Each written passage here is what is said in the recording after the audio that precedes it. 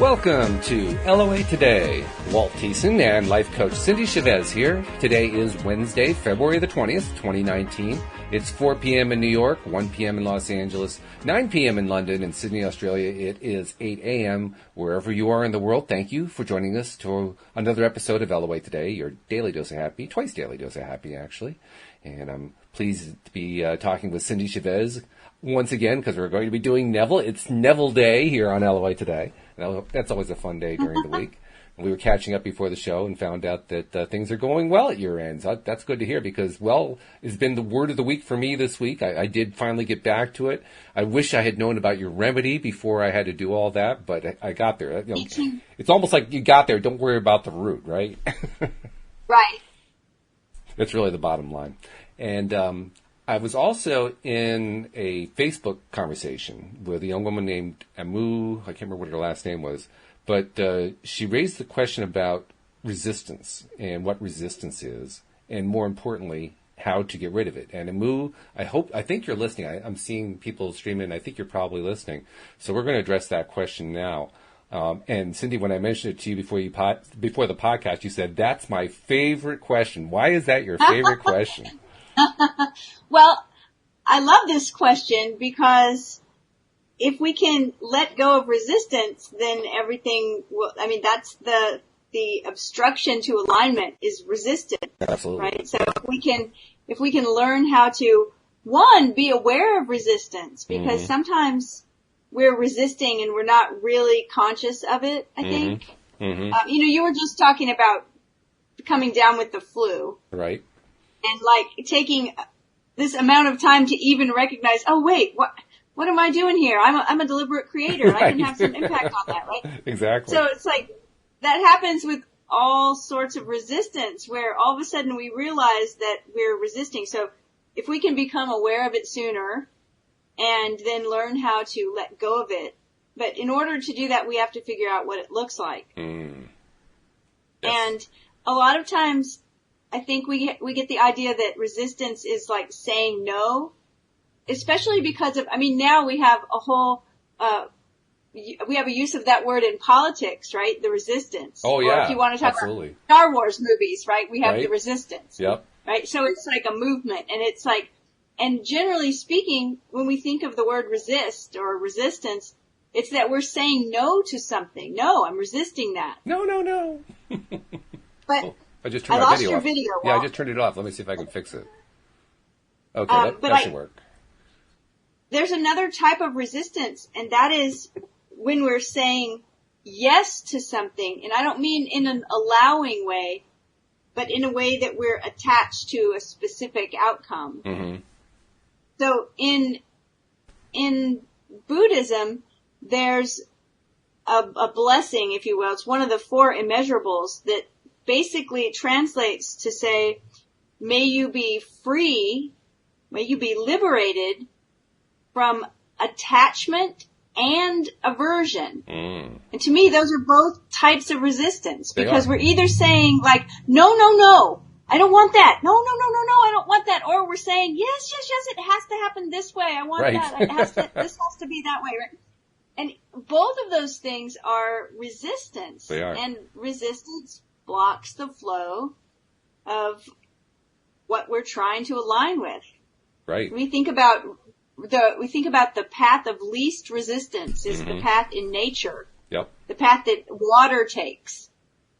The path that electricity takes. I think we've talked about this before, so you may even have some other examples, but when we can let go, and the easiest way I know to do that is one, first recognize it, and then be okay with whatever is. Mm-hmm.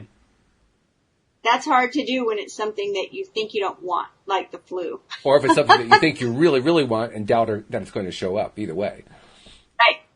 Right. So being able to say, okay, it is what it is. I'm going to relax. Mm-hmm. Recognizing what resistance feels like in your body. Like we've had this discussion before, and I think we had other people chiming in about what it feels like to them. Mm-hmm. For me, I often can feel just like a constriction in the core of my body, sort of in my solar plexus. And sometimes it's really subtle, but I recognize it's there when I'm, experiencing a lot of resistance. My body has taught me that I can't really count on the subtleties. My body usually hits the core with a 2x4 to make sure I actually feel it. Well, that's one thing is that our body is really smart, and it usually starts with a whisper. Mm-hmm. But if we don't hear it when it's whispering at us, it starts shouting at us. And the shout usually is painful, right? Seriously. Very true. Very true. So if Amu is there and listening and can access the chat, I'd be interested if that answered the question. And if anyone else has anything to add, I would love to have you chime in. Well, Jeffrey actually asked a follow-up question. I haven't seen anything from Amu yet, but we'll give her a chance to type something in if she wants to. But Jeffrey says, are our brains equipped to recognize the path of least resistance? Well, that's a great question. I mean, I think, yes, I think they are. But equipped is one thing. Hardwired already is another. Yes. Right? Because we've talked about this before. Like, when you go out of town, your brain actually changes when you're in a town that you're not familiar with, mm-hmm. as opposed to when you're in your hometown, going from home to work to the grocery, wherever you go. The places that people use this expression, they're like, oh, I know this neighborhood like the back of my hand, right? Right? And they can navigate it. And if there's I was recently visiting my son, and the neighborhood that we were going to had all this construction. So he was like, just come to me and I'll drive. Why? Mm-hmm. Because he knows the neighborhood, and it doesn't matter if there's construction. He knows how to go another way. And when we're in an area where we're comfortable, and I don't just mean geographically, I mean metaphorically too, things just flow real easily, but there may be resistance that we live with all the time. Mm-hmm. And so when we go out of town, physically go out of town, our brain is on a different kind of like high alert. It's paying much more attention because we don't know the streets and we don't know where we are, and we have to pay attention.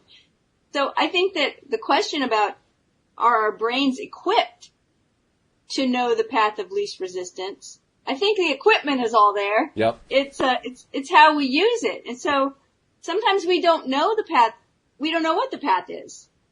And we have to, that saying about when you're driving on the highway, that your headlights only shine a certain distance, and that's really all you can see is a short distance ahead of you. Right. Mm-hmm. I think it's kind of like that. Like, mm-hmm. we feel our way, and when we get used to recognizing resistance, we notice when it's there, and we learn how to relax already. It's true. Like, take it easy already, and recognize, pivot ourselves to thinking better thoughts and to thinking about what we want instead of what we don't want. I think I can even extend that metaphor a little bit, because if we can relax enough to allow the information to come in, as a night driver, a person driving at night, that's often a difficult thing for people driving at night. And mm-hmm. people often get very tense about it, and the ones who remain tense, they find it to be a trial for all of their lives. But if you can allow yourself to relax, your night vision starts to kick in after a while. And so even though you can't see really clearly all the way down the road, you can see the 200 yards that your headlights cover. But beyond that, you can start to make out kind of images, kind of like outlines of stuff. And I think that's kind of a good metaphor for what happens as we learn to see that path of least resistance in our lives heading forward. We can't necessarily see it clearly, but we can start to see the outlines of it a little bit. I think it's a great metaphor. Yeah, because the more we relax, the more the more we can take in, the more information we can take in. I've mm-hmm. actually suggested that to people before when they didn't know, like, I don't know, right? It's like, I don't know what I'm, supposed to be doing or whatever. I don't know my next step. And I've suggested, okay, so make the intention to be aware of information. Mm-hmm. Just open your mind to information so that you can know your next step, whatever it is. Right. And relaxation, that's another part of that, is just, mm-hmm. I like that metaphor a lot. It reminded me of, we have hurricanes down here where I live. Oh, quite a few. And about 10 years ago, we had a pretty big hurricane and we didn't have any power. And so at night, my son and I were here with no power, and it was, no lights, no street lights. So it's just as dark as it could be. Right. And we had one candle. So we took the candle and we put it in, I think we put it in the bathroom. And we came back out and we paid attention to how much time it took because we couldn't see anything. We couldn't see our hand in front of our face. Yep. And in about 2 hours, we actually were marveling that we could see pretty well. Enough. So we got up and walked into the other room where the candle was, and it almost blinded us. There was just one candle in the room. It seemed so bright. Sure. So it's all perspective, and it's the same way with resistance and with learning how to relax and be aware of what your body's telling you. It's all really important stuff. And it will change your experience, just like that changed my experience. Like, we didn't do anything. We just sat there and waited. Mm-hmm. Exactly. So, pretty cool. Yeah, no, I agree. And you mentioned driving and resistance all in kind of the same story there. There's a story that I've told in the past, but it's a really good example of how resistance can affect driving, not let alone driving with 200 yards of headlights, but just driving in general.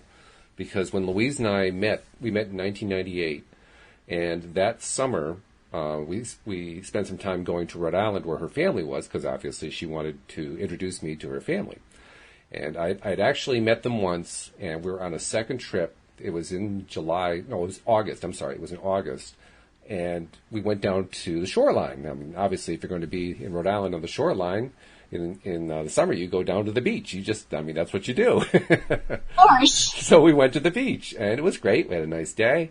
And at the end of the day, now I had just bought this car about the same time that I met Louise. It wasn't a new car, but it was new for me. And it was a really nice one. I was really liking it a lot. And so Louise said, who I've just known for about 2 months now, says, I know this road better than you. Would you let me drive it? So I'm instantly faced with a little mini crisis because my new girlfriend, who I like really, really a lot, is asking to drive my car that I just got. And I haven't even seen her hardly drive yet. So I don't even know what to expect, right? This is like a little bit of a test, I think. And I can't say I totally passed the test, but it wasn't a failure either, as you'll discover in a moment. Because, now this was long before I knew about law of attraction. And I swear to God, the words that came out of my mouth when I finally answered her was fine, just don't get into an accident. I don't think I have to explain the next part of the story too well, but... Needless to say, about 10 minutes down the road on a highway that was absolutely devoid of cars, one car coming in the opposite direction pulled in front of us, stopped in the middle of our lane, and we slammed into him and had an accident in the middle of an empty highway. It wasn't Louise's fault at all. And boy, did I later on, what I knew about what law of attraction was, I realized what was going on, because talking about resistance, when I handed her that key and said, just don't get into an accident, I had this pain in the pit of my stomach, this tightness. Oh, wow. I had all the indications of resistance going on, but I didn't know what to listen for. I had no idea that I should be paying attention to that was important, that I should do some relaxing. I had no idea whatsoever. But all the indications were right there. And when I said that it was not exactly the best move I made, it actually turned out in one way to be a great move, because the accident was the other person's fault completely. Their insurance company admitted it.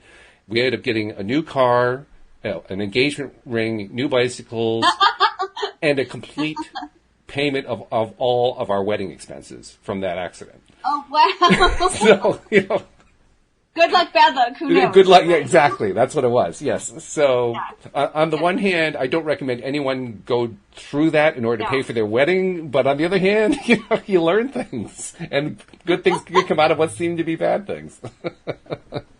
That's a great story, by the way. Oh, oh my. The Jeffrey words also that come out of our mouths. Yeah, no kidding. Jeffrey also asked, Shelley added a line. She said, I think when we get really good at having faith, we are better able to let go and allow.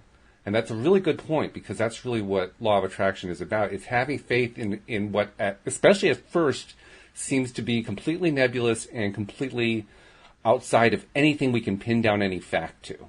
That's tough. Right. I mean, that's what faith is. Yeah.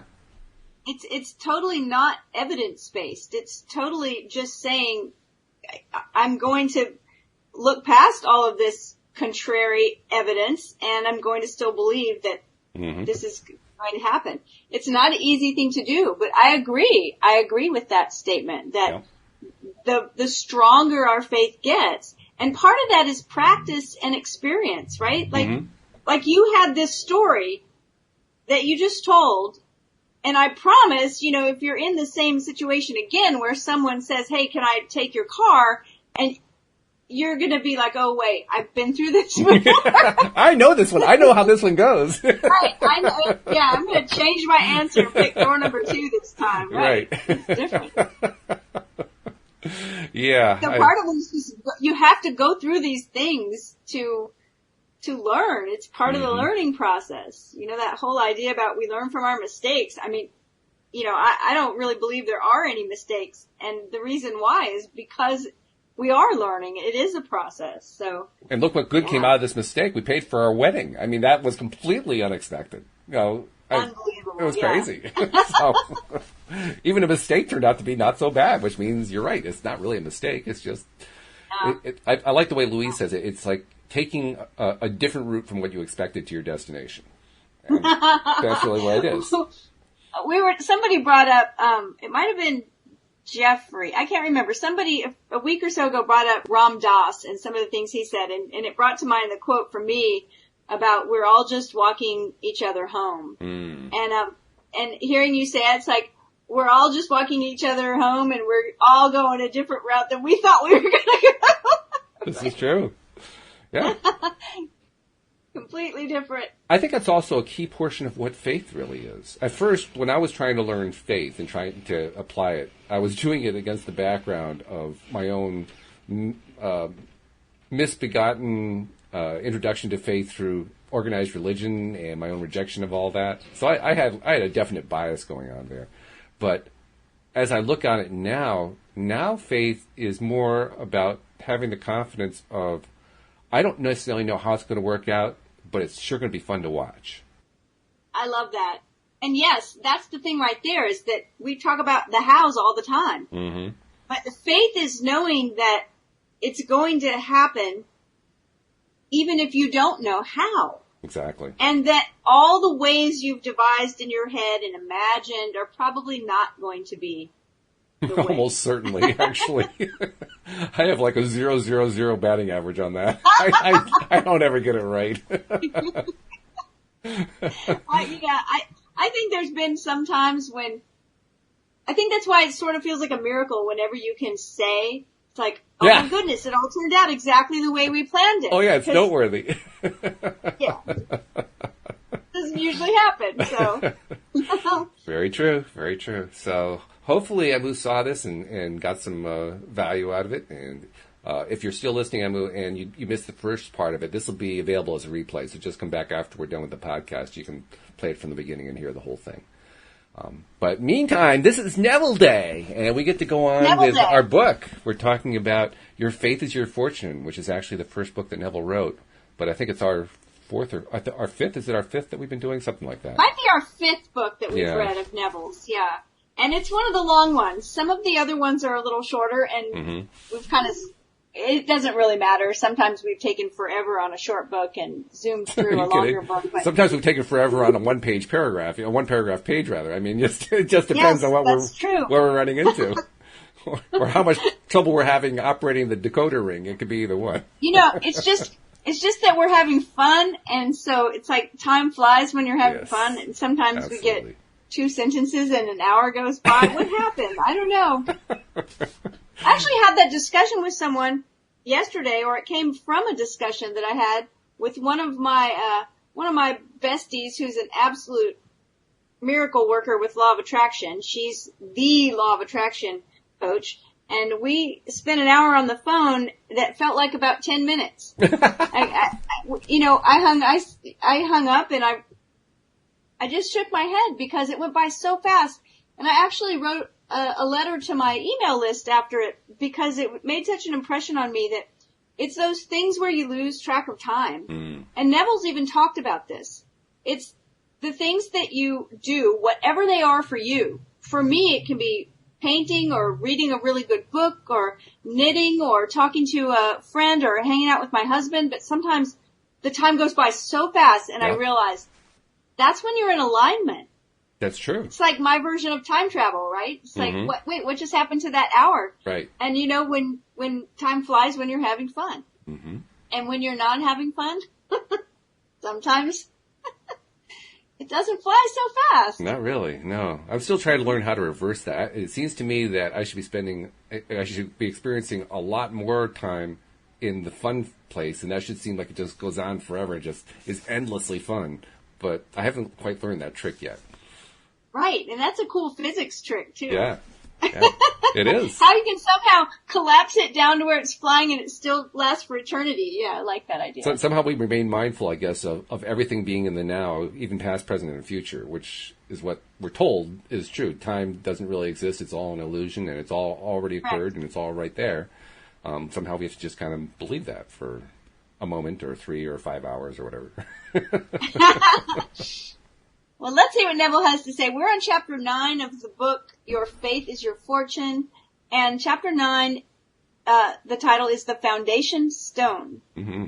He starts out again with a scripture. I'll make the quick disclaimer to remind us all that when Neville uses Christian scripture, and when he talks about Jesus Christ or he talks about God, and some other things as well, but he defines those words as meaning either your consciousness or your imagination, right, which is a big change for what some of us learned these words mean. So I just want to always get us on that track as we start, because in this particular book, he leads off with a Christian scripture almost every chapter. Everyone. So he says, he's quoting 1 Corinthians, and he says, "Let every man take heed how he buildeth thereon. For other foundations can no man lay than that is laid, which is Jesus Christ. Now if man build upon this foundation gold, silver, precious stones, wood, hay, stubble, every man's work shall be made manifest, for the day shall declare it." And then he goes on to break this down for us. He says, "The foundation of all expression is consciousness. Try as man will, he cannot find a cause of manifestation other than his consciousness of being. Man thinks he has found the cause of disease in germs, the cause of war in conflicting political ideologies and greed. All such discoveries of man, catalogued as the essence of wisdom, are foolishness in the eyes of God.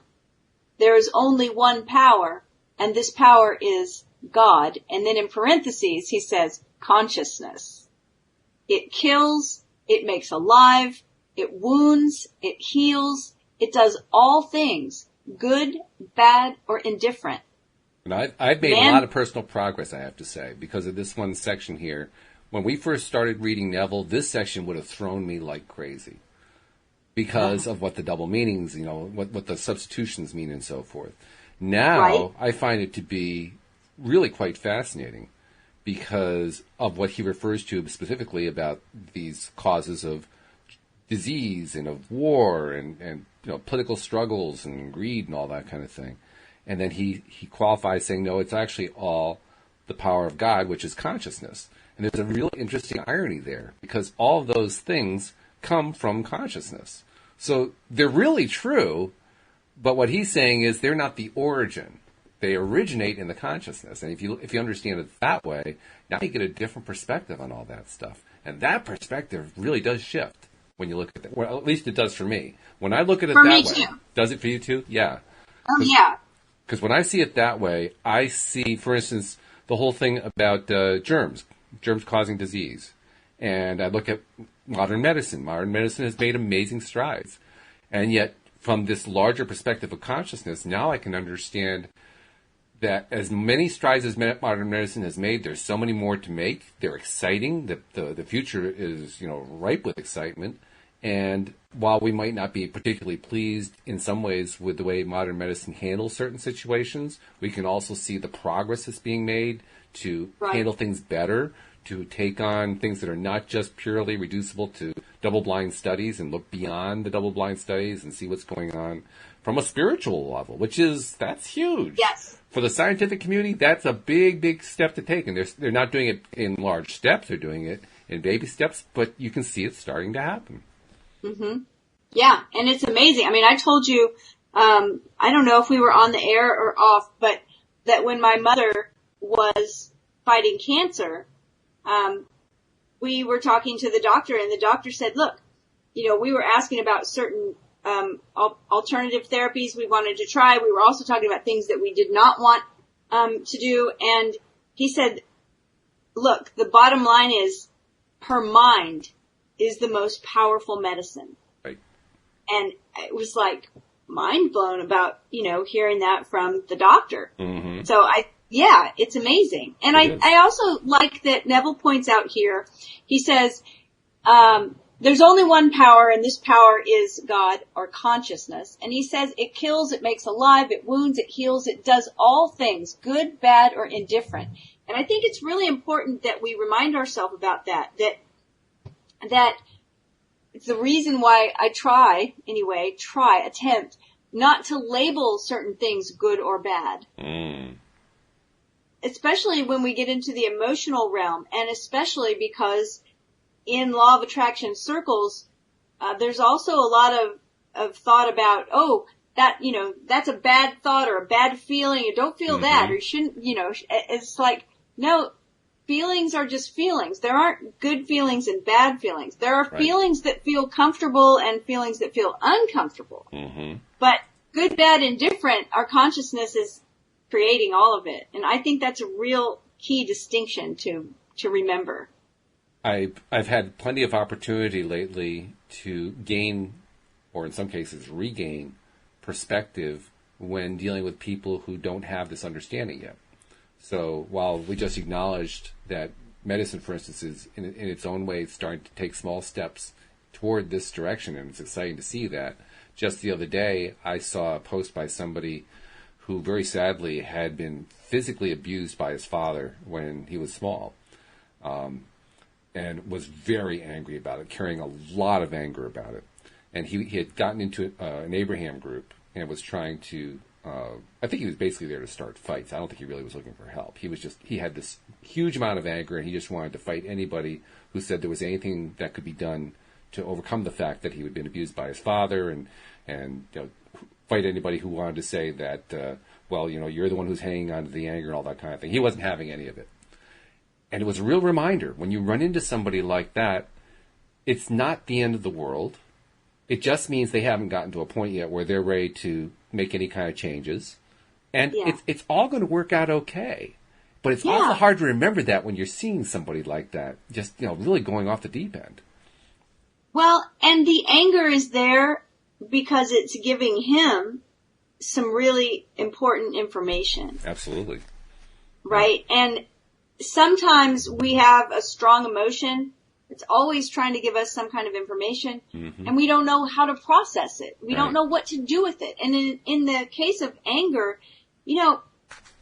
that's one thing that I know especially for girls and women, but probably for little boys and men as well, is that it's one of those emotions that gets labeled bad. Mm-hmm. Like, we feel like we are not allowed to be angry. Oh, absolutely. And it's a bad thing, and you need to stop that.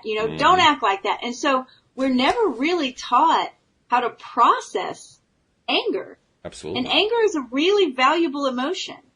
And so that's one of the things that I wish we're taught, in grade school is, instead of just, don't behave like that, that's bad, be nice. If you can't say anything nice, don't say anything at all of that kind of stuff. If we would actually recognize anger, sadness, grief, frustration, all these emotions that get put in the bad category and get told to stop that, don't do that. If we could just learn how to process them in a healthy way, then we wouldn't have that kind of situation. But this sounds like a person that's got so much anger, it's just got to come out. Mm-hmm. And how does it come out? It comes out by fighting back. Yep. Starting fights and it's so, that's one of those things. I have a heart for like helping people learn that it's okay to feel all those things that don't feel good. It doesn't mean it's okay to have an inappropriate outburst with those things. It's not okay to display those emotions in an inappropriate way. But it is okay to feel them. But that's the learning curve, I think, is learning how to process them correctly so that we can let go of them and have less resistance. Because all of those things cause resistance. So. And at the same time, also, it's important to recognize that it's not okay for him to have been treated that way when he was a kid. I mean, clearly that was just plain wrong. That was horrible. Right. He should never have had to and that. And that's what that emotion is saying to him. Right. Right? Yeah. So Neville says that man moves in a world that's nothing more or less than his consciousness objectified. Not knowing this, he wars against his reflections while he keeps alive the light and the images which project the reflections. Kind of interesting in light of what we were just talking about. Mm-hmm. Then Neville says, he quotes John 8:12 saying, I am the light of the world. And he says, I am, consciousness is the light. That which I am conscious of being, my conception of myself, such as I am rich, I am healthy, I am free, are the images. Now you see, in this person's case, and in a lot of persons' cases, I am a victim, I was abused. That's the story. That's my story. And that's the projection. And it's the truth. I'm not saying it didn't happen. Oh, yeah. But that's the story that keeps those reflections coming back and causing us to war against them because we don't want that, right? Right. So Neville says the world is the mirror magnifying all that I am conscious of being. How interesting, too, that he describes consciousness itself as being the light. I don't think I remember hearing anyone describe consciousness as being light. But it is. It has to be. How could it be anything else but? I'm trying to think of this book. And now I can't remember the book, so I'll have to bring it up another time. But it's a book about, it's a doctor, and he talks about this. He talks about, from the time a person is born, how many different, and every religion on the planet, every spiritual, teaching, they all talk about like the light in someone's eyes, right? And how when someone is dying, how they say the light is going out. And he talks about the actual electrical impulse, like as a doctor, that there is an electrical, impulse there when we are alive, and how it's related to, and that's the whole point of his book, is that consciousness is literally light. It's really pretty fascinating. I'll try to figure out the name of it. This is what happens when my mental card catalog isn't very... That's all right. Well, I kind of cued it in your mind in a very quick way, so you didn't have a lot of time to process it. But what it was telling me when I was hearing you read that phrase, I am, parentheses, consciousness is the light. So the idea I am, or my own consciousness, is the light. When I thought about it that way, I thought how ironic that so often we human beings say, I can't see where I'm going. I can't see the way. I can't see what's going on here. I don't understand. Not realizing we're the light. We're the source of the light. That's, the irony of that is just staggering. And the verse that he quoted says, I am the light of the world. Yes. So what he's saying here is that your consciousness, my consciousness, is the light of the world. Which is pretty amazing. Because he goes on to say, the world is the mirror magnifying all that I am conscious of being. Yeah. I mean, and I love this. Stop trying to change the world, right? It's only the mirror. It reminds me of, and I've taught this a lot about, I call it the magic mirror, but when you look into a mirror, you're checking yourself, right? It's like, do I have spinach in my teeth? Is my hair a mess? Is my lipstick smeared? Whatever you're looking for. And when you see what the problem is, oh my goodness, my hair's a mess. Well, then you get a brush and fix it. You don't smash the mirror. You don't blame the mirror. Right. You fix yourself. Yeah. And so if we have this idea that Neville is talking about where he says, look, the whole world, look around you at the world that you see, it's just reflecting your consciousness. So that's the place we start when we want to change things. Mm-hmm. We start with our consciousness. The same way we start to change ourselves when the actual physical mirror is reflecting something that we don't like. We start with us. Yep. Now flashback. Be the change. Flashback to the beginning of our conversation here before we started doing Neville. We were talking about resistance. And in the context of what Neville's talking about here, it becomes pretty plain to me. Resistance is when we can't see our own light. When we can't see what our own light is shining on. And we can't see any of that reflection. We have blocked ourselves from seeing that in some way. Yeah. And look, Neville goes on to say pretty much just what we just talked about. Man's attempt to change the world by force is as fruitless as breaking a mirror in the hope of changing its face. Yeah, what you just said. Yep. Leave the mirror and change your face. Leave the world alone and change your conceptions of yourself. The reflection then will be satisfactory. Freedom or imprisonment, satisfaction or frustration can only be differentiated by the consciousness of being. Regardless of your problem, its duration, or its magnitude, careful attention to these instructions will in an amazingly short time eliminate even the memory of the problem. Ask yourself this question. How would I feel if I were free? The very moment you sincerely ask this question, the answer comes. Now, I think an interesting thing, I'm trying to remember what Neville book it was that we did, and I can't remember which specific one, but we read at least 3 stories, maybe more, of people that were using Neville's work to manifest something that they wanted to deliberately create, and each time it was 3 weeks. Do you remember that? Oh, that's right, yes. Yeah, 3 was the magic number, yes. We were like, did you hear that again? 3 weeks, 3 weeks. It's like, we got so excited because we had this idea. It's like, we can pretty much create anything we want in just 3 weeks.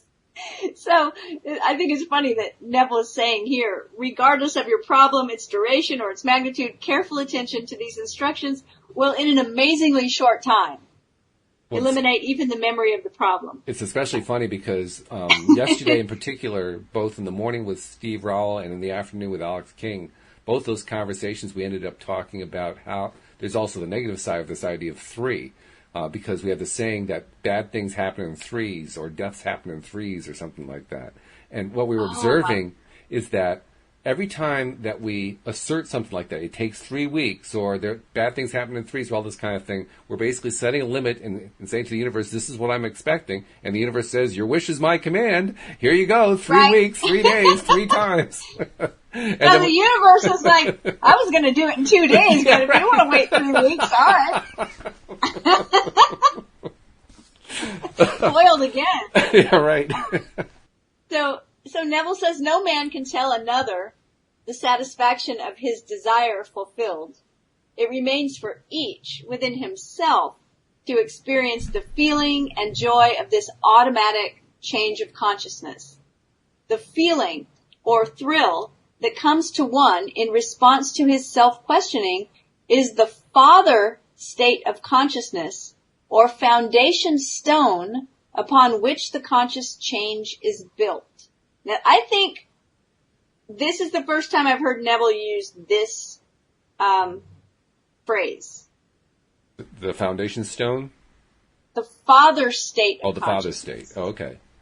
Because he talks about, we were studying Neville talking about consciousness in a male and female kind of way, like the subconscious is feminine, the consciousness is masculine, and all of that. And he even went on to say, this is just a metaphor to help you understand. Right. It's all really part of the same thing. Right. For him right here to say that when we have a feeling of a thrill in regards to us asking ourselves this question. So if I ask myself, Cindie, what would it feel like to feel free? And when I get a thrill that comes as a response to me answering that question, he says, this is the father state of consciousness, or the foundation stone upon which the conscious change is built. Do you have any sense about why he does that? I think that's really interesting, because I've had this experience. But why does he choose to call a gender parent, father? It could have been mother, I guess, but why does he choose to use a parent as the metaphorical concept here? Do you get a sense of that? In my sense, it would be because we're creating something. Okay. So, and it's interesting that you said, could it be a mother? I mean, as far as I'm concerned, it could be either. Yeah, I think so. I probably prefer mother. Well, especially with modern sensibilities, because these days, if it's a woman having a thought, then it would be the mother. If it's a man having the thought, it'd be the father. It'd be, just, that's the way we do it these days. But at the time, that was probably the way they would do it. But I think he's using it because he's going back to these scriptures about the Father and the Son and the foundation. Mm-hmm. And so, right. And so but he's telling us that that's the very beginning mm-hmm. of it. And the thing I love about this is that he used this, the feeling or thrill mm-hmm. that comes to one in response to his self-questioning. It's like, I know I've had this experience lots of times, is that I've asked myself something about what I wanted.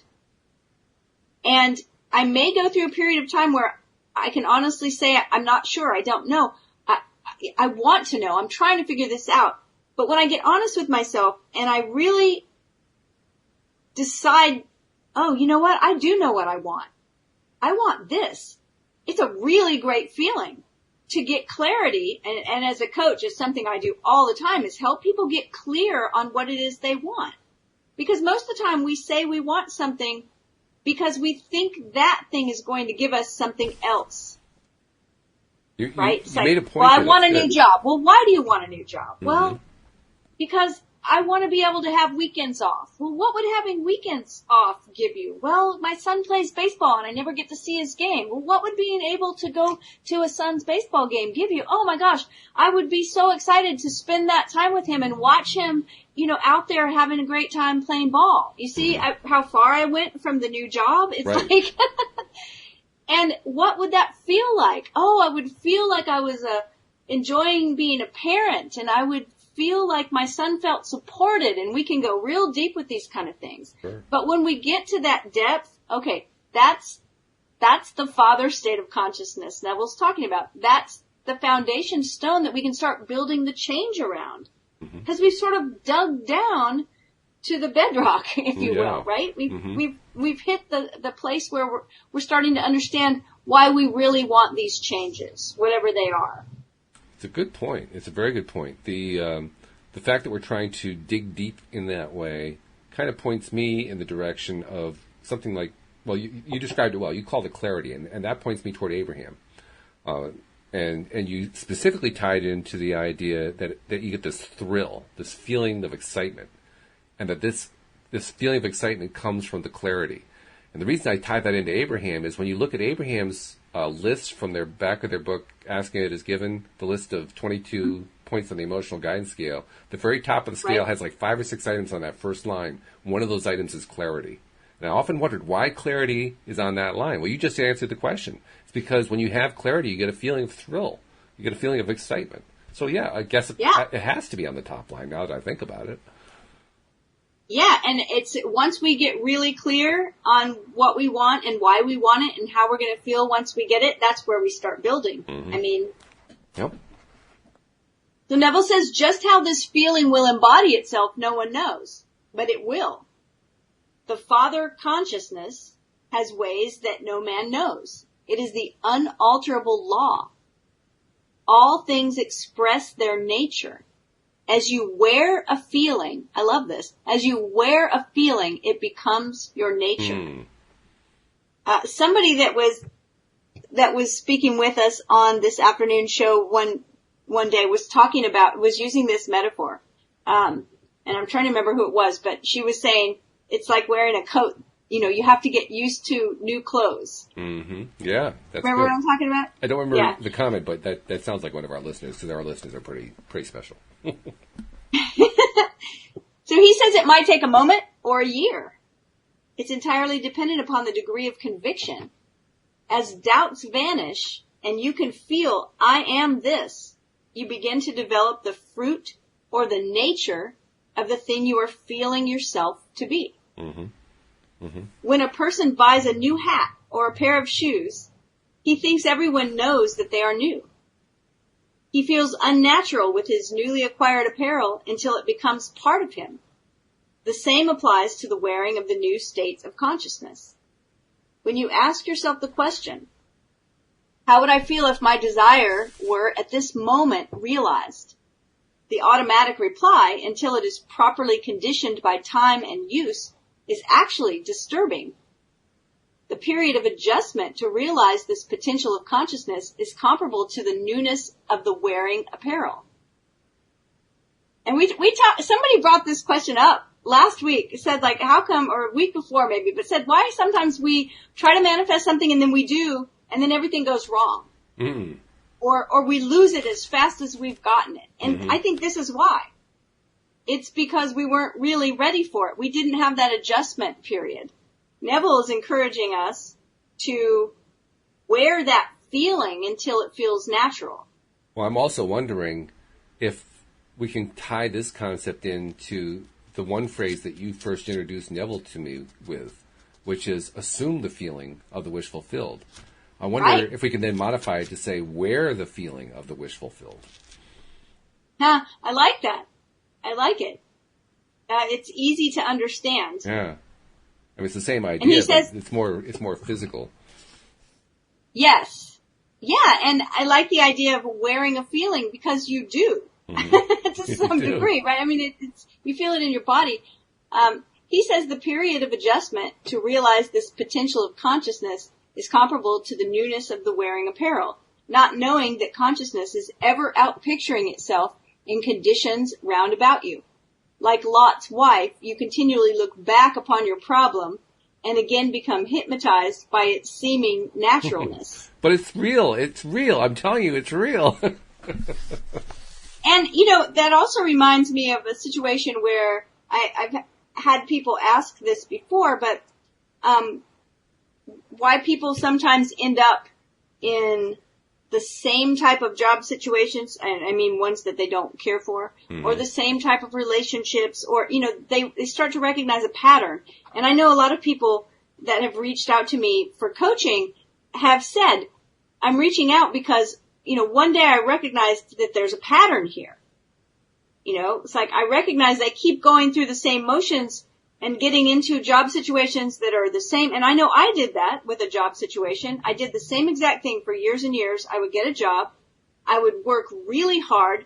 I would smile the whole time. And whenever my boss said, oh, wow, you're doing such a great job. Do you think could you handle this too? Sure. And I would just take on more and more tasks, more and more work, but I never got paid anymore. Mm-hmm. Well, I never asked to be paid anymore. Right. And I would smile the whole time, but of course inside I was grumbling and I was like, why are they doing this to me? No one appreciates me, right? That's Victim mode all over. Absolutely. And at some point I recognized this is what I do over and over. Every new job I get, I do the same exact thing. Well, as soon as I was aware of the pattern, I was able to break the pattern. Right? And I think that that's what we're talking about here when Neville says, that like Lot's wife, continually looking back upon your problem and becoming hypnotized by its seeming naturalness. Yep. This was natural for me. This is what I did every time until I realized that's a great time. I didn't want to do that anymore. That really is a great time. That's exactly what happens. We get caught in those little traps that we set for ourselves, not realizing that we're setting them for ourselves. Oh, yeah, it was all on me. But so often, like you were doing in that situation, not only were you pointing the fingers at why don't they treat me well, but you were doing what Abraham says. You kept taking yourself wherever you went. So you just kept reproducing it over and over and over again. It's like, I'm leaving this job. They don't appreciate me. And I go to the next job and it's exactly the same. Right? Oh, exactly the same. But we see people do this with relationships. We see people do this with cities. I hate this town. I'm going to get out of here. And they move to another town. They're like, it's just like the last town. Meet your new boss. Same as the old boss. Yeah. Yeah. Peter Townsend did have moments of clarity in between drugs. So Neville says, heed the words of Jesus. Parentheses, he has the word salvation. Leave all and follow me. Let the dead bury the dead. What a combination. I mean, where else but Neville Goddard can you find a combination of verses like this? Nowhere. Your problem might have you so hypnotized by its seeming reality and naturalness that you find it difficult to wear the new feeling or consciousness of your Savior. You must assume this garment if you would have results. The stone, consciousness, which the builders rejected, would not wear, is the chief cornerstone, and other foundations can no man lay. So that sounds to me slightly unnatural. He's using the word natural just because it's not generally the way we speak. Mm-hmm. But he's saying just what you said before, which I really loved, is that wear the feeling of the wish fulfilled. Mm-hmm. Wear it until it feels natural. It probably won't at first because it's not where you are right now. Mm-hmm. But the more we can get used to it and get used to that feeling so that it is natural, I think looking back and recognizing patterns is, that thing that you're always complaining about, that thing I'm always complaining about, that's probably part of the pattern. Oh yeah. Annoyingly so, I have to say. Now, he also slipped another concept in there, and I think it's one we need to get out the decoder ring for. He slipped it in at the end, the second to last, or third to last paragraph. He talked about the new feeling or consciousness of your Savior. And in Christian terms, Savior has a very specific meaning, has a very specific connotation. And so we need to address, does he have the same connotation here? Or is he meaning something completely different? So what exactly does he mean? That's a pretty big difference right there. Well, once again, this is a place where Neville is talking about your salvation being freedom from whatever it is that you're trying to get free of. Mm. And what saves you from that? Your consciousness. Right. So your consciousness is, once again, is your salvation. That's it. It's not, and we all look outside of ourselves so many times. Mm-hmm. If we just had a different president. Yes, if I just had a different boss. Mm-hmm. If I had a different neighbor. Mm-hmm. If someone would just do this for me. If whatever it is. And yet Neville is saying, no, it's no one else is going to save you. This salvation that you're looking for, the Savior that you're looking for is actually your own consciousness. Mm-hmm. That's what Neville's saying. And that's big. That is an important thing to note. It's also an important difference to understand between what Neville teaches and what the church typically teaches, because it kind of reminds me of the story that I've told about how when Louise and I lived in Virginia, the town we lived in, Warrenton, was a pretty small town, 25,000 people, but it did have a small downtown area, and that was part of my walking path. I would walk 5 or 6 miles a day, and part of that trek was through town. And one particular day, I'm walking through town. I could still visualize this one little short street, main street, that I would walk down, and there was this one church. I think it was an Episcopal church on the right-hand side. I'd walk past it every day, doing it about 5 miles an hour. I was moving right along. This one day, there's a guy out front, and you can just tell he's stopping passersby. And I'm thinking to myself, oh, great. He's going to try to save me, He's going to try to preach the gospel to me. He's going to try to do something like that. But, okay, I just kind of relaxed. I figured I'll just keep walking and let him try to keep up with me if he can, because I move pretty quick, as you can imagine, given my height, So he came up to me. I said, well, if you want to talk to me, you're going to have to keep up with me. So he tried. He's pacing along like I am. And he gets really excited, and he says to me, are you saved? And without even a flash of thought, I said, well, I've never been lost. And he just stopped. He just stopped because his idea of saving didn't match anything that I had in mind. I didn't have anything like Neville had in mind. I didn't have a clear sense of what saving was for me. I didn't have any clear meaning for it. And that's why I could just rattle off like, well, I was never lost. But he didn't know what to do with that. And the fact that he didn't know what to do with that shows to me how limited the church's understanding of saving is. I think Neville's is a much broader and much more comprehensive examination of the word. And it has absolutely nothing to do with anything that the church is saying, which is why I'm constantly making like this, disclaimer at the beginning of a Neville chapter, because it's so far from what any of us would have been taught that these verses meant. And I say that because the verses are from a particular belief system. Absolutely. And I know what that belief system teaches. So it's their book, and they can teach it however they like. Right. So I'm not saying that, but just to say that Neville's understanding of it and Neville's, definitions, his explanations, his exegesis, if you will, is very, very different. It's very esoteric. It's very metaphorical, and it has to be understood, or else you don't understand anything Neville's trying to say. None of it would make sense. What I'm leading up to with that experience with the guy who I stopped dead in his tracks because I didn't answer the question in a way he was used to hearing the answer. Because he thinks everyone is lost. He thinks everybody's lost, absolutely. Right. But if that guy had, instead of coming up to me and saying, have you been saved, if he had said to me instead, has your consciousness learned how to save itself? He would have stopped me in my tracks, because that would have been completely different from anything I'd ever heard of before. And now he would have had my attention like, what are you talking about? This sounds interesting. What? So that's my long-winded way of saying I really like the way that Neville looks at this, because it really does stop you in your tracks. It just makes you say, it'd be so funny if he happened to be this? listening to our podcast. Wouldn't that be cool? That would be great. I would love that. Yeah. If you are listening, please send us a note. Please that would do. be funny. I do want to make sure I get a couple of messages in, because I've been remiss in putting them in lately. So I'm making it my commitment this week to remind people, if you're not yet a subscriber, we want you to become one. We try to include the links everywhere that this is posted, but in case you can't find links in the description, just go to the homepage of our website at loatoday.net, and you'll find real big icons for you to click on. Depending on what kind of device you have, you click on the one for your device. It walks you right through the process of becoming a subscriber. And then all of these episodes that we create come right to your smartphone whenever they're created, instantly.